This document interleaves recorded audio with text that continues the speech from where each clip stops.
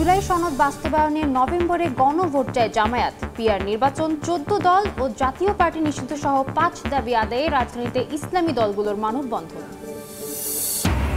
ট্রাকসু নির্বাচনের ভোট গ্রহণকাল, একদিনেই ফল দেওয়ার ঘোষণা প্রশাসনের। শেষ দিনের প্রচারণায় ব্যস্ত রাকসুর প্রার্থীরা। রাজশাহী বিশ্ববিদ্যালয়ে উৎসবের আমেজ।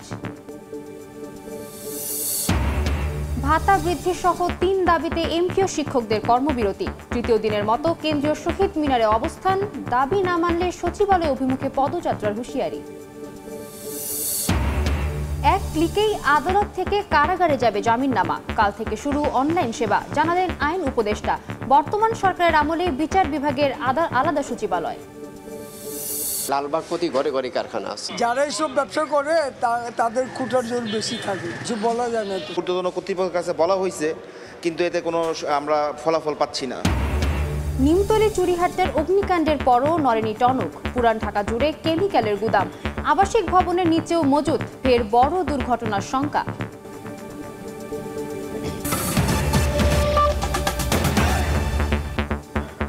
সময় সংবাদের সঙ্গে আছি আমি সাদিয়া তাসনিম। পিআর পদ্ধতিতে নির্বাচন, জুলাই সনদ বাস্তবায়নে নভেম্বরে গণভোট, 14 দল ও জাতীয় পার্টিকে নিষিদ্ধ করা সহ বিভিন্ন দাবিতে মানববন্ধন করেছে জামায়াত, ইসলামী আন্দোলন সহ কয়েকটি ইসলামী দল। রাজধানীর যাত্রাবাড়ি মোড় থেকে মৎস্য ভবন হয়ে গাবতলী বাসস্ট্যান্ড পর্যন্ত চলছে এ কর্মসূচি। সকালে রাজধানীর মৎস্য ভবনের সামনের সড়কে জামায়াত নেতারা বলেন, জুলাই অভ্যুত্থানের মধ্য দিয়ে ফ্যাসিবাদের পতন হলেও জনগণের আকাঙ্ক্ষা পূরণ হয়নি। একটি গোষ্ঠী দেশ জুড়ে লুটপাট, চাঁদাবাজিতে লিপ্ত। ফেব্রুয়ারিতে সুষ্ঠু নির্বাচনের প্রত্যাশা করে বক্তারা বলেন, নির্বাচন নিয়ে ষড়যন্ত্র রুখে দিতে প্রস্তুত জামায়াত। 2014-2018 সালের একতরফা নির্বাচনে আওয়ামী লীগকে সহায়তা করায় অবিলম্বে 14 দল ও জাতীয় পার্টি কার্যক্রম নিষিদ্ধের দাবি জানান নেতারা। ট্রাকসু নির্বাচনের ভোট গ্রহণকাল, সব প্রস্তুতি সম্পন্ন করেছে চট্টগ্রাম বিশ্ববিদ্যালয় প্রশাসন। এদিকে রাজশাহী বিশ্ববিদ্যালয়ে চলছে রাকসু নির্বাচনের শেষ দিনের প্রচারণা। দীর্ঘ 3 যুগ পর অনুষ্ঠিত হচ্ছে চট্টগ্রাম বিশ্ববিদ্যালয়ে কেন্দ্রীয় ছাত্র সংসদ ও হল সংসদ নির্বাচন। সোমবার শেষ হয়েছে প্রচারণা। ভোটের দিনই গণনা শেষ করে ফল প্রকাশে ঘোষণা দিয়েছেন বিশ্ববিদ্যালয়ের উপাচার্য। জানান, ভোটের স্বচ্ছতা নিশ্চিতে রাখা হয়েছে সব ধরনের ব্যবস্থা। এদিকে শেষ দিনের প্রচারে ব্যস্ত সময় পার করছেন রাকসুর প্রার্থীরা। শিক্ষার্থীদের মন জয়ে ছুটছেন প্রার্থীরা।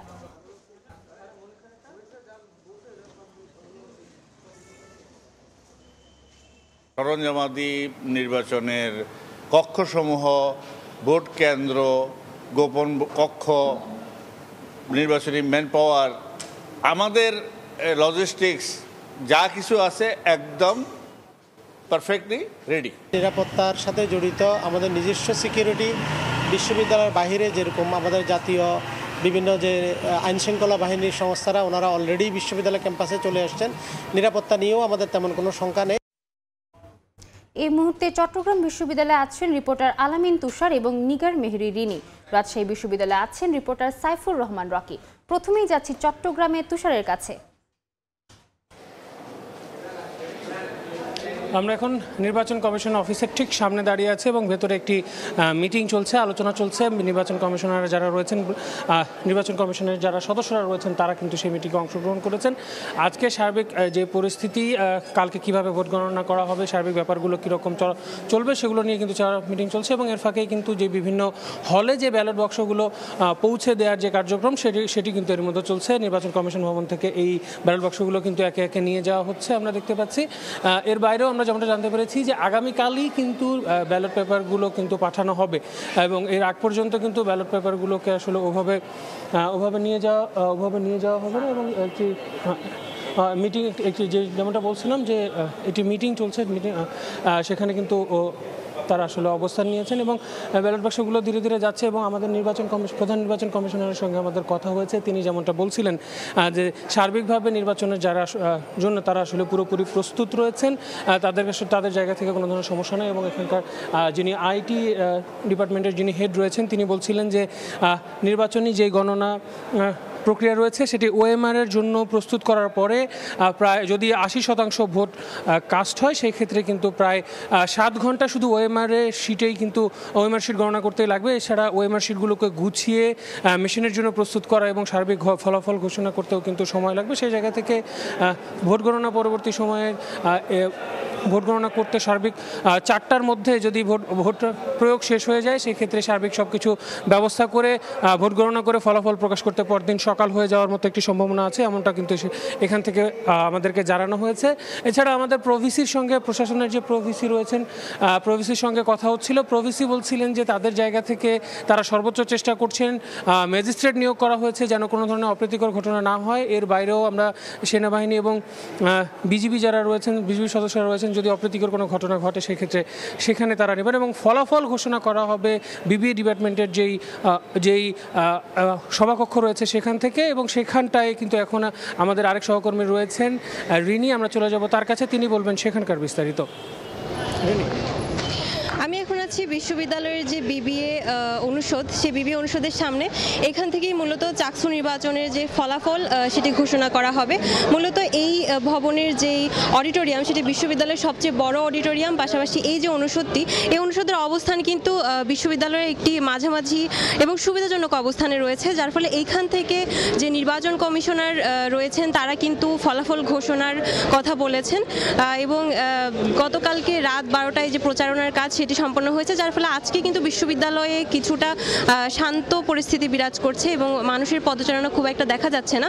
আজকে বিশ্ববিদ্যালয়ের বিভিন্ন বিভাগগুলোতে পরীক্ষা এবং যে ক্লাস সেটি চলমান রয়েছে, তবে যেই সব বিভাগে প্রার্থী রয়েছে সেই সব বিভাগের পরীক্ষা কিন্তু স্থগিত করা হয়েছে। তবে আগামীকাল এবং আগামী পরশু এই 2 দিন ক্লাস ও পরীক্ষা স্থগিত থাকবে এবং সব মিলিয়ে বিশ্ববিদ্যালয়ের প্রশাসন মোটামুটি প্রস্তুত আছেন এবং কেন্দ্রগুলোকে আসলে তারা যে সরঞ্জামগুলো রয়েছে সেগুলো বিভিন্ন কেন্দ্রে পৌঁছাচ্ছেন। 300টি যে ব্যালট বাক্স সেগুলো কিন্তু চাকসু ভবন থেকে বিশ্ববিদ্যালয়ের যেই 5টি ভবনে এই কেন্দ্রগুলো থাকবে সেই কেন্দ্রগুলোতে তারা পৌঁছে দিচ্ছেন এবং বিশ্ববিদ্যালয়ের 5টি অনুষদের 15টি কেন্দ্রে 60টি কক্ষে ভোট গ্রহণ হবে এবং সেই অনুযায়ী 700টি গোপন বুথ তৈরি করা হয়েছে এবং 300টি স্বচ্ছ ব্যালট বাক্স আনা হয়েছে। যে ব্যালট বাক্সগুলো কিন্তু ইতোমধ্যেই যে কেন্দ্রগুলো রয়েছে সেই কেন্দ্রগুলোতে পৌঁছে দেওয়া হচ্ছে। চাকসু নির্বাচন নিয়ে চট্টগ্রাম বিশ্ববিদ্যালয় থেকে এই ছিল আমার কাছে সর্বশেষ। এখন রাজশাহী বিশ্ববিদ্যালয়ে আছে আমাদের সহকর্মী রকি। যাচ্ছে রাকসু নির্বাচনের ভোট গ্রহণ, আজ শেষ হচ্ছে এই প্রচারণা। রাত 12টা পর্যন্ত প্রার্থীরা তাদের এই প্রচারণা চালাতে পারবেন। পুরো ক্যাম্পাস জুড়ে কিন্তু শুধু প্রার্থীদের ছড়াছড়ি, শুধু প্রার্থী এবং ভোটাররা এখানে কথা বলছেন। প্রার্থীরা তাদের বিভিন্ন লিফলেট, হ্যান্ডবিল সেগুলো বিতরণ করছেন ভোটারদের মাঝে, তাদের নির্বাচনী ইস্তেহারগুলো শেষ মুহূর্তে তাদেরকে জানাচ্ছেন এবং তাদের কাছ থেকে আসলে ভোট চাচ্ছেন। সব মিলিয়ে যদি বলা চলে এক ধরনের উৎসব মুখর যে পরিবেশ সেটি রাজশাহী বিশ্ববিদ্যালয়ে এই রাকসুকে ঘিরে বিরাজ করছে। আপনারা জানেন দীর্ঘ 35 বছর পর রাকসু নির্বাচন অনুষ্ঠিত হচ্ছে, এই জন্য সাধারণ শিক্ষার্থী এবং প্রার্থীদের ভেতরে কিন্তু আগ্রহের যে বিষয়টা সেটি কিন্তু অনেক বেশি। আপনারা জানেন যে এবার শুধু রাকসুতেই শুধু 247 জন প্রার্থী এখানে প্রতিদ্বন্দ্বিতা করছেন এবং সিনেটে 58 জন প্রার্থী এখানে প্রতিদ্বন্দ্বিতা করছেন, হল সংসদে প্রতিদ্বন্দ্বিতা করছেন 900, এখানে 600 জন প্রার্থী। সব মিলিয়ে শুধু প্রার্থীর সংখ্যায় এখানে 902 জন এবং এই সব মিলে যদি বলা চলে এখন পর্যন্ত নির্বাচনের যে পরিবেশ সেটি খুবই শান্তিপূর্ণ পরিবেশ রয়েছে এবং রাজনৈতিক যে সংগঠনগুলো বিভিন্ন প্যানেল রয়েছে, স্বতন্ত্র যেসব প্যানেল প্রার্থী রয়েছেন তাদের মধ্যেও কিন্তু এক ধরনের সৌহার্দ্যপূর্ণ পরিবেশ রয়েছে। নির্বাচনের দিন 2000-এর বেশি আইনশৃঙ্খলা বাহিনীর সদস্যদের এখানে মোতায়েন করা হবে এবং সুষ্ঠু নির্বাচন দেওয়ার ব্যাপারে যা যা করণীয় নির্বাচন সংশ্লিষ্ট কর্মকর্তারা তাই করবেন বলে আমাদেরকে জানিয়েছেন। তো এই ছিল আমার কাছে রাজশাহী বিশ্ববিদ্যালয় থেকে রাকসু নির্বাচনের প্রচারণার সর্বশেষ। সরাসরি যুক্ত ছিলাম রাজশাহী বিশ্ববিদ্যালয়ে, এর আগে চট্টগ্রাম বিশ্ববিদ্যালয়। পিআর পদ্ধতিতে নির্বাচন, জুলাই সনদ বাস্তবায়ন সহ 5 দাবিতে মৎস্য ভবনের সামনে মানববন্ধনে বক্তব্য রাখছেন জামায়াতে নায়েবে আমির সৈয়দ আব্দুল্লাহ মোহাম্মদ তাহের। সরাসরি যাচ্ছি সেখানে। আগে নির্ধারণ হবে পরে, যদি আপনারা পাস না করে গণভোটে তো তাহলে তার আপনারাও যাওয়ার সুযোগ আর থাকলো না। এরকম একটি জন্মের আগে ভোটটা হবে কি যে পুরুষ না ছেলেরা মেয়ে এখনো হয় নাই, সাইন্টিফিক ওয়েতে যেভাবে নির্ণয় করা যায় সেটাও এখনো সময় আসে নাই। এই সময় যদি আপনি ভোট করেন যেটা ছেলে হবে না মেয়ে হবে, এই ভোটটা সঠিক হবে? এটা তো গণকের ভোট হবে। তারা চাচ্ছেন আপার হাউস হবে পরে, ভোট হয়ে যাবে আগে। উদ্ভট টাইপের কথা, রেট্রোস্পেকটিভ ইফেক্ট বলছে। রেট্রোস্পেকটিভ ইফেক্ট সকল ক্ষেত্রে চলে না। কেউ যদি ভোটে যায় যে আপনি নির্বাচন করছেন আগে, আপার হাউস গঠন করছেন পরে, গঠনের আগেই নির্বাচন, এটা বৈধ হইতে পারে না। তাহলে কোর্ট সেটাকে স্থগিত করে দেবে। এর কথা হচ্ছে এটা তারা চায় জনগণের কথা বলছে, কিন্তু হয় না। মুখ মে শেখ ফরিদ, বগল মে ভিন্ন রকম চিন্তা।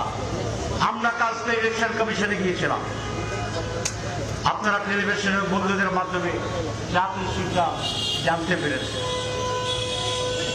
আমরা বলেছি যে গণভোট হচ্ছে একটা সিম্পলিস্ট ভোট।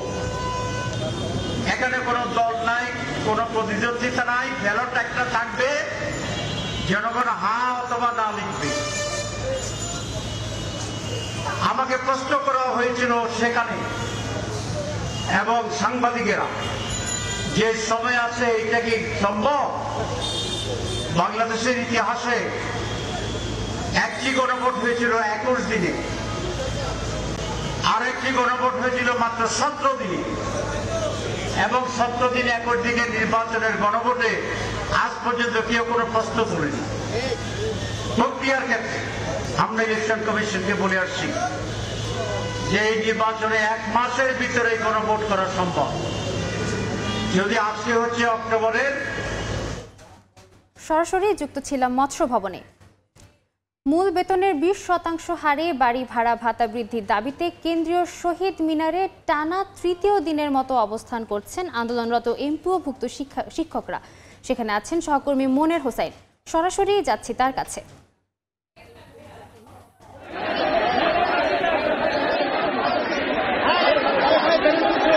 বাড়ি ভাড়া বাবদ যে 20% ভাতার দাবি এবং চিকিৎসা ক্ষেত্রে 1500 টাকা সহ যে 75% উৎসব ভাতার দাবিতে শিক্ষকরা আন্দোলন করছেন। সেই আন্দোলন কিন্তু এখন যে কেন্দ্রীয় শহীদ মিনার, সেই শহীদ মিনারে কিন্তু অবস্থান করছেন এখানকার যে শিক্ষকরা আছেন। সেই শিক্ষকরা তারা নানা স্লোগান দিচ্ছেন, স্লোগানে তাদের যে দাবি সেই দাবিগুলো তারা তুলে ধরছেন এবং তারা আসলে বলছিলেন যে দুপুর 12টার মধ্যে যদি প্রজ্ঞাপন জারি না হয় তাহলে তারা সচিবালয় অভিমুখে যাত্রা করবে এবং সেই কর্মসূচি তারা ঘোষণা করেছেন। এবং এখন পর্যন্ত আমরা দেখেছি যে যেহেতু প্রজ্ঞাপন জারি হয়নি এবং তাদের কাছে আমরা জানতে চেয়েছিলাম যে তাদের এখন যে কর্মসূচি আসলে কি হবে, এবং তারা আসলে যেটি বলছেন তাদের যেই প্রধান যেই সংগঠক এবং যেই প্রধান সমন্বয়ক এখানে আছেন তিনি আমাদেরকে জানিয়েছেন যে তারা এখন হয়তো ওই প্রশাসনের সঙ্গে কথা বলেছেন এবং আজকে যাতে ঘোষণা করা হয় যাতে এই যে দাবিগুলো মেনে নেওয়া হয়েছে। তবে এখানকার যে সাধারণ শিক্ষকরা রয়েছেন তারা সেটি মানতে রাজি নয়। তারা বলছেন আজকেই প্রজ্ঞাপন জারি হতে হবে এবং তারা প্রজ্ঞাপন নিয়েই এবার শিক্ষা প্রতিষ্ঠানে ফিরে যাবেন এবং শিক্ষা প্রতিষ্ঠানে তাদের যে নিয়মিত পাঠদান সেটি আসলে করবেন। তারা আমরা দেখেছি যে গত 3 দিন ধরে তারা এখানে অবস্থান করছেন এবং রোববার তারা কেন্দ্রীয় জাতীয় প্রেস ক্লাবের সামনে অবস্থান করেছিলেন এবং সেখানে যে পুলিশি বাধা সেই পুলিশি বাধায় তারপরে তারা শহীদ মিনারে এসে জড়ো হয় এবং তারপর থেকে এখানে অবস্থান করছেন এবং সেই সঙ্গে তারা বলছেন যে তাদের উপর যেই পুলিশি হামলা হয়েছে সেই হামলার প্রতিবাদও তারা জানিয়েছেন এবং তার যে সুষ্ঠু বিচার সেই সুষ্ঠু বিচারও দাবি করেছেন। এবং তারা আসলে বলছেন যে এই যে ন্যূনতম তাদের বেতনের যে 20% বাড়ি ভাড়া সেই বাড়ি ভাড়া তাদের নিশ্চিত করতে হবে এবং যে চিকিৎসা বাবদ যে 1500 টাকা সেই 1500 টাকা তাদেরকে দিতে হবে এবং এই দাবিগুলো তারা জানাচ্ছেন এবং বলছেন যে দাবি আদায় না হওয়া পর্যন্ত তারা শিক্ষা প্রতিষ্ঠানে শিক্ষা কার্যক্রম শুরু করবেন না এবং তাদের যে কর্মবিরতি সেই কর্মবিরতিও চলবে। তো এই ছিল কেন্দ্রীয় শহীদ মিনার থেকে এমপিওভুক্ত যে শিক্ষকদের আন্দোলন অবস্থান কর্মসূচি, সেই অবস্থান কর্মসূচি থেকে আমার কাছে সব শেষ। সরাসরি যুক্ত ছিলাম কেন্দ্রীয় শহীদ মিনারে। জুলাই আগস্টের মানবতা বিরোধী অপরাধ মামলায় শেখ হাসিনা সহ ৩ আসামির বিরুদ্ধে তৃতীয় দিনের যুক্তিতর্ক উপস্থাপন শুরু হয়েছে। বিচারপতি গোলাম মর্তুজা মজুমদারের নেতৃত্বাধীন ট্রাইব্যুনাল 1-এ যুক্তি উপস্থাপন করছেন চিফ প্রসিকিউটর তাজুল ইসলাম। সোমবার মামলার শুনানিতে মামলার দালিলিক প্রমাণ, ঘটনাস্থল, গণহত্যার পরিধি, জড়িত পক্ষ এবং জুলাইয়ের ঘটনাক্রম বিস্তারিত তুলে ধরা হয়। একই সঙ্গে শেখ হাসিনার নতুন একটি ফোনালাপ উপস্থাপন করা হয়, যেখানে আন্দোলনকারীদের ওপর থেকে গুলি চালানোর নির্দেশ দিতে শোনা যায়। এদিকে জুলাই আগস্টে সংঘটিত মানবতা বিরোধী অপরাধের আরেক মামলায় ট্রাইব্যুনালে হাজির করা হবে জাসদ সভাপতি হাসানুল হক ইনুকে। কুষ্টিয়ায় 6 জনকে হত্যাসহ 3টি অভিযোগে তার বিরুদ্ধে অভিযোগ গঠনের শুনানি চলছে। হত্যাযজ্ঞ মামলায় আওয়ামী লীগের যুগ্ম সাধারণ সম্পাদক মাহবুবুল আলম হানিফের মামলারও শুনানি আজ।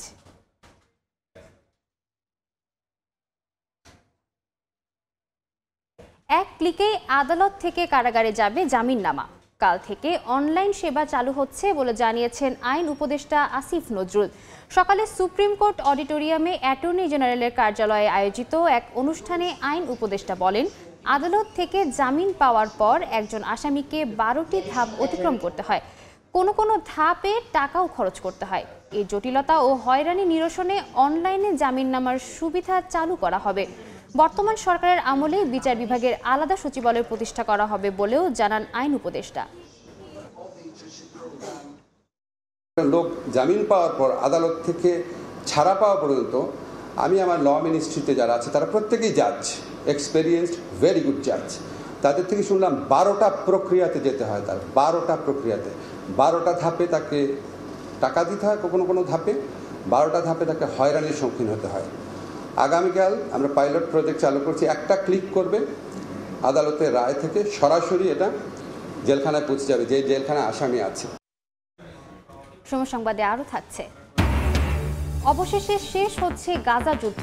হামাস ইসরায়েল যুদ্ধবিরতি চুক্তি স্বাক্ষর সই করলেন ট্রাম্প। জিম্মি মুক্তির বিনিময়ে 2000 ফিলিস্তিনিকে ছাড়ল তেল আবিব। ইতালির রোমে বিশ্ব খাদ্য ফোরামের অনুষ্ঠানের ফাঁকে বিভিন্ন দেশের নেতার সঙ্গে একাধিক বৈঠক করেছেন প্রধান উপদেষ্টা ডক্টর মোহাম্মদ ইউনুস। জাতিসংঘের খাদ্য ও কৃষি সংস্থা FAO সদর দফতরে চলছে ওয়ার্ল্ড ফুড ফোরামের মূল আয়োজন। অনুষ্ঠানের ফাঁকে ব্রাজিলের প্রেসিডেন্ট লুলা দা সিলভার সঙ্গে বৈঠক করেন ডক্টর ইউনুস। একই দিন রোমের মেয়র রবার্তো গুয়ালটিয়েরির সঙ্গেও সৌজন্য সাক্ষাৎ করেন। এছাড়াও জিবুতির প্রধানমন্ত্রী আব্দুল কাদের কামিল মোহাম্মেদের সঙ্গে বৈঠক হয় প্রধান উপদেষ্টার। ইতালির রোমে অনুষ্ঠিত এসব বৈঠকে দ্বিপাক্ষিক সম্পর্ক, খাদ্য নিরাপত্তা ও বৈশ্বিক উন্নয়ন সহযোগিতা নিয়ে আলোচনা হয় বলে জানিয়েছে প্রধান উপদেষ্টার প্রেস উইং। সময় সংবাদে আরও থাকছে। কাইতাক স্পোর্টস কমপ্লেক্সে আজ বাংলাদেশের হংকং চায়না পরীক্ষা। এশিয়ান কাপে খেলতে চাইলে জিততেই হবে জামাল হামজাদের। ঘরের মাঠে আক্রমণাত্মক কৌশল হংকং কোচের। পুরান ঢাকা যেন পুরোটাই কেমিক্যালের গোডাউন। নিমতলী চুরিহাট্টার অগ্নিকাণ্ডে বহু প্রাণহানির পরও টনক নড়েনি কর্তৃপক্ষের। উচ্ছেদ তো দূরের কথা, চাইলে নতুন কেমিক্যাল ব্যবসায়ীরাও করছেন গুদাম। বাদ যাচ্ছে না আবাসিক ভবনও। এসব গুদাম এখনই না সরালে ফের বড় দুর্ঘটনার শঙ্কা বিশেষজ্ঞদের। মঞ্জুর রহমান এবং সিফাত আল শাহরিয়ারের ক্যামেরায় মাহাদি ইসলাম ধ্রুবর প্রতিবেদন। যারা এইসব ব্যবসা করে তাদের খুঁটার জোর বেশি থাকে। আচ্ছা, একটু কথা বলি ভাই। ক্যামেরা বন্ধ করে। লালবাগের ঢাকেশ্বরী রোড, যার এক পাশে উপপুলিশ কমিশনারের কার্যালয়, অন্য পাশে ফায়ার সার্ভিসের স্টেশন। একটু সামনে এগুলোই দেখা মিলবে চলছে প্লাস্টিক তৈরির মহাকর্মযজ্ঞ। প্রশাসনের ঠিক নাকের ডগায় আবাসিক এলাকার পেটের ভেতর গড়ে ওঠা এই কারখানায় ছড়িয়ে ছিটিয়ে আছে রাসায়নিক দাহ্য পদার্থ। লালবাগ প্রতি ঘরে ঘরে কারখানা আছে। সময় সংবাদ এবার একই এলাকার হরিনাথ ঘোষ রোডে। কেমিক্যাল কারখানার জন্য এবার আমরা ভাড়া নিতে চাই একটি গোডাউন। টুলেটে দেয়া নাম্বারে কল করতেই রাজি বাড়ির মালিক। কেমিক্যাল বা রং টং, হ্যাঁ, এগুলো দেওয়া যাবে। জি জি। এবার সেই মালিকের অপেক্ষায় সময় সংবাদ। কেমিক্যাল দাও কি বৈধ? আপনি যে ভাড়া দিতে চাচ্ছেন আমাকে 17,000 টাকা ভাড়া, রঙের জন্য বলছি আমি। এই ফাঁকে নজর দেয়া যাক টিকাটলির মামুন প্লাজার দিকে। নিয়ম নীতির তোয়াক্কা না করেই একই ভবনের উপরে আবাসিক এবং নিচে কেমিক্যালের বাণিজ্যিক কার্যক্রম। শুধু এই ভবন নয়, পুরান ঢাকার প্রায় সব ভবনেরই একই দশা। এবার যেতে চাই লালবাগের বাঁশপট্টি এলাকায়, যেখানে কোনো রকমের অনুমোদন ছাড়াই গড়ে উঠেছে বহু প্লাস্টিক কারখানা, যাদের নেই কোনো ট্রেড লাইসেন্স, নেই পরিবেশ ছাড়পত্র। ট্রেড লাইসেন্স আছে আপনাদের? ট্রেড লাইসেন্স আমাদের দেয় না তো সরকার থেকে। কেন? এটা নিষিদ্ধ। বাড়ির পাশে এমন অবৈধ প্রাণঘাতী কর্মযজ্ঞে আতঙ্কিত এলাকাবাসী, কিন্তু নিরুপায় তারা। ঊর্ধ্বতন কর্তৃপক্ষের কাছে বলা হয়েছে, কিন্তু এতে কোনো আমরা ফলাফল পাচ্ছি না। যারা এইসব ব্যবসা করে তাদের খুঁটার জোর বেশি থাকে, যে বলা যায় না তো। এসব প্লাস্টিক ও কেমিক্যাল গোডাউন উচ্ছেদে ফায়ার সার্ভিসের ভূমিকা নিয়ে প্রশ্ন তুললে সচেতনতার তাগিদ দিয়ে নিজেদের অসহায়ত্বের কথা জানালেন সংস্থাটির মহাপরিচালক। যেহেতু আমাদের মেজিস্ট্রেসি পাওয়ারটা নাই, আমাদের যখনই কোনো জায়গায় আমরা মোবাইল কোর্ট পরিচালনা করতে চাই, তখন আমাদের ম্যাজিস্ট্রেট প্রয়োজন হয়। যদি কেউ বেআইনিভাবে কোনো আবাসিক এলাকাতে অনুমোদনহীনভাবে গোডাউন রাখে, তার শাস্তির পরিমাণটা অনেক বাড়াতে হবে, কেন এটা তো স্রেফ গণহত্যার এলিমেন্ট আপনি সেখানে রেখে দিচ্ছেন। প্রতিটা ভয়াবহ ট্র্যাজেডির পর টনক নড়ে প্রশাসনের, কিন্তু সময় ফুরোলে ফিকে হয়ে যায় সব। এখনই কার্যত কোনো পদক্ষেপ না নেওয়া গেলে এই কারখানাগুলোর একটি হতে পারে পরবর্তী বিপর্যয়ের নাম। মাহাদ ইসলাম ধ্রুব, সময় সংবাদ, ঢাকা। আর্থিক ও বাণিজ্য খাতের সংস্কারের কারণে আগামীতে বাংলাদেশের সঙ্গে মার্কিনীদের ব্যবসার পরিসর বাড়বে বলে জানিয়েছেন অর্থ উপদেষ্টা সালেউদ্দিন আহমেদ। সোমবার যুক্তরাষ্ট্রে IMF এর বার্ষিক সভায় যোগ দেওয়ার পাশাপাশি US চেম্বারের সঙ্গে বৈঠক শেষে একথা জানান তিনি। দেশটির সঙ্গে বাণিজ্য ঘাটতি দৃশ্যমান উদ্যোগ নেওয়ার বিষয়টি জানিয়ে অর্থ উপদেষ্টা বলেন, আগামী 3 মাসের মধ্যে অর্থ ও বাণিজ্য খাতের সংস্কার আরও স্পষ্ট হবে। যুক্তরাষ্ট্র থেকে কাজল আব্দুল্লাহর রিপোর্ট। বাইরে ঝিরিঝিরি বৃষ্টি আর হিমেল বাতাস, এরই মাঝে উৎসব মুখর বিশ্ব ব্যাংক ও IMF সদর দফতর। শুরু হয়েছে আন্তর্জাতিক মুদ্রা তহবিল IMF এর 6 দিনব্যাপী বার্ষিক সভা। সোমবার স্থানীয় সময় সকাল থেকেই ওয়াশিংটন ডিসিতে বিশ্ব ব্যাংক ও IMF সদর দফতর ডেলিগেটসদের উপস্থিতিতে মুখর হয়ে ওঠে। এদিন সভায় যোগ দেয় বাংলাদেশ প্রতিনিধি দল। পরে মার্কিন চেম্বার অব কমার্সের সঙ্গে গুরুত্বপূর্ণ গোলটেবিল বৈঠকে অংশ নেন তারা। সকাল 9টায় US চেম্বারে অনুষ্ঠিত দ্বিপাক্ষিক বৈঠকে বাংলাদেশের প্রতিনিধিত্ব করেন অর্থ উপদেষ্টা সালেহুদ্দিন আহমেদ, বাংলাদেশ ব্যাংকের গভর্নর আহসান এইচ মনসুর, প্রধান উপদেষ্টার আন্তর্জাতিক বিষয়ক দূত লুৎফে সিদ্দিকী ও ERD সচিব। এ সময় যুক্তরাষ্ট্র সরকারের কূটনীতিক ও চেম্বারের শীর্ষ ব্যবসায়ীরা উপস্থিত ছিলেন। বৈঠকে দুদেশের সম্পর্ক উন্নয়নে, বাণিজ্য সহজীকরণ ও ঘাটতি কমাতে মার্কিন ব্যবসায়ীদের কাছে বিভিন্ন সংস্কারমূলক কার্যক্রমের তথ্য তুলে ধরে বাংলাদেশ। আশ্বস্ত করা হয় সার্বিক অর্থনৈতিক স্থিতিশীলতায়। আমাদের যে রিফর্মগুলি করেছে এটা কন্টিনিউয়াস, বাট এটার একটা ফলটা ওরা দেখতে পাচ্ছে এবং সামনে যাওয়ার যে ক্ষেত্র তৈরি হচ্ছে এটা সুস্পষ্ট, এবং they have shown the interest যে তারা বাংলাদেশের সাথে ব্যবসা বাণিজ্য করবে। মার্কিনরা বাংলাদেশের বাণিজ্য পলিসি, রাজস্ব খাত, ইন্স্যুরেন্স সহ বিভিন্ন বিষয়ে পর্যবেক্ষণ তুলে ধরেন। এক্ষেত্রে অন্তর্বর্তী সরকার বেসরকারি খাতকে গুরুত্ব দিয়ে বিভিন্ন নীতিমালা ব্যবসা বান্ধব করার পথ চলায় আগামীতে বাংলাদেশে মার্কিন ব্যবসায়ীদের পদচারণা বাড়াবে বলে প্রত্যাশা অর্থ উপদেষ্টার। প্রাইভেট বিজনেসকে আরো ফ্যাসিলিটেট করতে চেষ্টা করছি বিভিন্ন ইস্যুতে, আর তারা কিছু যাদের কিছু ইস্যু আছে, কিছু যেগুলো রেগুলেটরি রিফর্ম, ট্যাক্স রিফর্ম, এগুলোর ব্যাপারে দৃষ্টি আকর্ষণ করেছে। এগুলো আমরা বলছি, এগুলো অলরেডি আমরা নজর দিচ্ছি, ইভেন ইন্স্যুরেন্স সেক্টর নিয়ে কথা বলছি। ডক্টর ইউনূস সরকার দায়িত্ব নেওয়ার পর স্বল্প সময়ে অর্থনৈতিক ভঙ্গুর পরিস্থিতি সামলে ওঠায় US চেম্বারের নেতারা অন্তর্বর্তী সরকারের প্রশংসা করেছেন বলেও জানায় প্রতিনিধি দলটি। যুক্তরাষ্ট্র বাংলাদেশে বাণিজ্য ঘাটতি প্রায় $500 বিলিয়ন। আগামীতে এই ঘাটতি কমিয়ে আনতে পারলে মার্কিন প্রেসিডেন্টের যে শুল্ক যুদ্ধ, তা থেকে আরেক ধাপ সুবিধা নিতে পারবে বাংলাদেশ, এমনটাই মনে করছেন সংশ্লিষ্টরা। ওয়াশিংটন ডিসি থেকে কাজল আব্দুল্লাহ, সময় সংবাদ, যুক্তরাষ্ট্র। দীর্ঘ 2 বছরের রক্তক্ষয়ী যুদ্ধের পর অবশেষে শান্তির পথে গাজা। মিশরের শার্ম আল শেখে বিশ্ব নেতাদের উপস্থিতিতে যুদ্ধবিরতির চুক্তিতে স্বাক্ষর করলেন ডোনাল্ড ট্রাম্প। একই সঙ্গে গাজা যুদ্ধের সমাপ্তি ঘোষণা করেন মার্কিন প্রেসিডেন্ট। যদিও ইসরায়েল ও হামাসের কোনো প্রতিনিধি সম্মেলনে উপস্থিত ছিলেন না। এর আগে জিম্মিদের মুক্তির পর ইসরায়েলি কারাগার থেকে ছাড়া পান প্রায় 2000 ফিলিস্তিনি বন্দী। বিশ্ববাসী অপেক্ষায় ছিল কবে থামবে রক্তপাত। অবশেষে সেই অপেক্ষার অবসান। মিশরের শারম আল শেখের আন্তর্জাতিক শান্তি সম্মেলনে ২০ দফা যুদ্ধবিরতির নথিতে সই করেন মার্কিন প্রেসিডেন্ট ডোনাল্ড ট্রাম্প। তার সঙ্গে ছিলেন মিশরের president Abdel Fattah al CC, তুরস্কের প্রেসিডেন্ট এরদোয়ান ও কাতারের আমির শেখ তামিম সহ ২৮ দেশের নেতা। চুক্তি সইয়ের পর যুদ্ধবিরতি কার্যকর হয়েছে বলে ঘোষণা দিয়েছেন ট্রাম্প। বলেন, দীর্ঘ ২ বছরের সংঘাত ও কষ্টের পর গাজায় শান্তি ফিরছে। চুক্তি অনুযায়ী হামাস এরই মধ্যে মুক্তি দিয়েছে ২০ জন জিম্মিকে এবং কয়েকজনের মরদেহ হস্তান্তর করেছে। বিনিময়ে ইসরায়েলও ছেড়েছে প্রায় ২,০০০ ফিলিস্তিনি বন্দী। ইসরায়েল ও হামাসের কোনো প্রতিনিধি সম্মেলনে উপস্থিত না থাকলেও আলোচনার মূল মধ্যস্থতা করেছে যুক্তরাষ্ট্র, মিশর, তুরস্ক ও কাতার। ট্রাম্প তাদের প্রশংসা করে বলেন, ৪ দেশের নেতৃত্বেই শান্তি ফিরিয়ে আনা সম্ভব হয়েছে। মিশরের প্রেসিডেন্ট ফাত্তাহ আল সিসি একে গোটা অঞ্চলের জন্য ঐতিহাসিক অর্জন বলে আখ্যা দেন।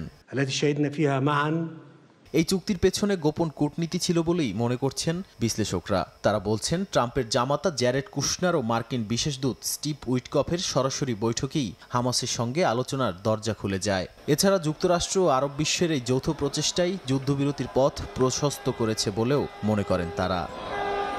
নাদিম মারজান, সময় সংবাদ। বাংলাদেশের আজ এশিয়ান কাপ ভাগ্য নির্ধারণ। হংকং চায়নার বিপক্ষে তাদের মাঠে নামবে লাল সবুজ।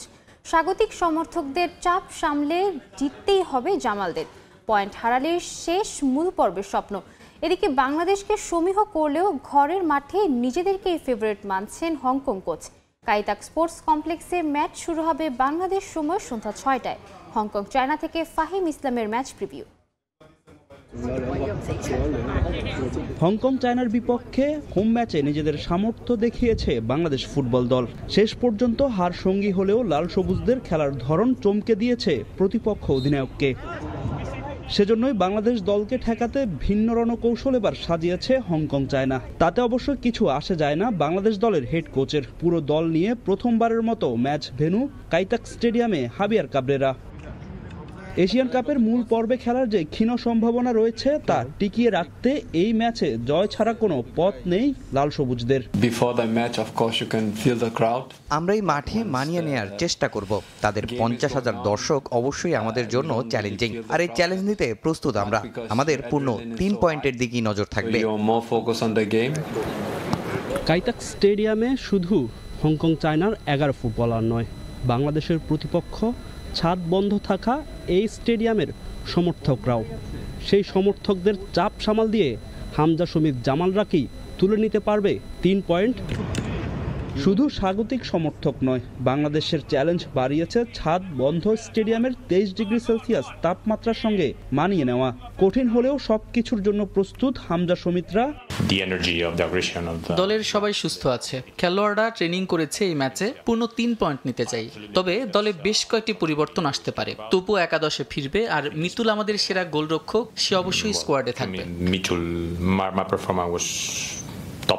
বাংলাদেশ দলকে নিয়ে বেশ সতর্ক হংকং চায়নার হেড কোচ অ্যাশলি ওয়েস্টেড।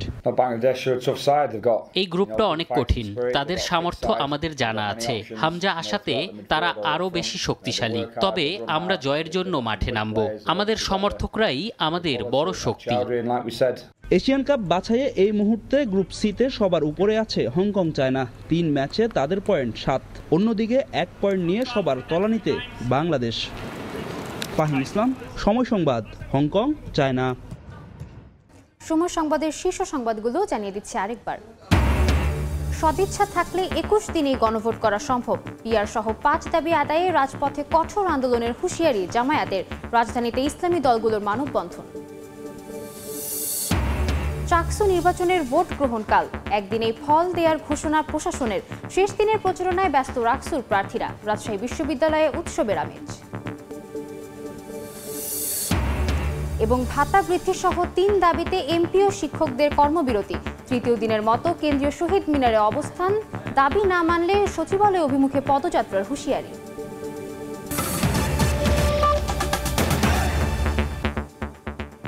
এ ছিল সময় সংবাদে। খেলার সময় সঙ্গে থাকবেন মাকসুম আলম খান। সাদিয়া তাসনিম, আপনাকে ধন্যবাদ। খেলার সময়ের আয়োজন নিয়ে আসছে কিছুক্ষণ পর, সঙ্গেই থাকুন সময়।